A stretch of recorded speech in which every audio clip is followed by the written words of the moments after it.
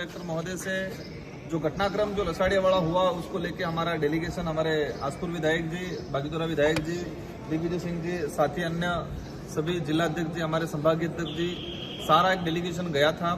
हमने 7 बिंदुओं के आधार पे जिला कलेक्टर महोदय और एसपी साहब से हमने चर्चा की है। इसमें मेन बड़ा जो बिंदु है, एक उदयपुर सांसद मन्नालाल जी रावत,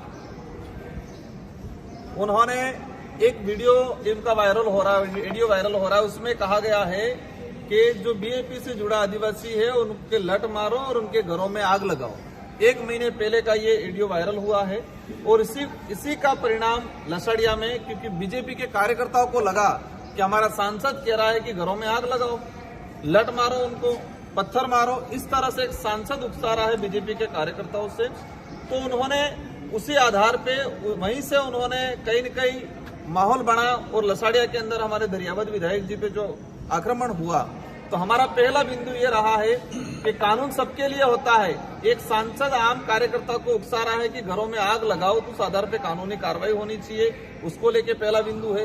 सेकंड चीज, वहां पर लसाड़िया के अंदर कुछ कर्मचारी नेता बन के काम कर रहे हैं, भाजपा के कार्यकर्ता बन के, चमचे बन के काम कर रहे हैं। एक दिनेश मीणा करके कर्मचारी है, उस कर्मचारी को निलंबन करने की बात हुई है, लेकिन प्रशासन वर्तमान में लाचार बना हुआ है। प्रशासन लाचार बना हुआ है, उनको पता है कि हम ये कार्रवाई करेंगे तो हमारी कुर्सी चली जाएगी। हमने सारी एविडेंस दे दी है, आज चर्चा की है। कलेक्टर साहब ने हालांकि आश्वस्त जरूर किया हमको जाते जाते कि मैं इस पे कार्रवाई कर लूंगा।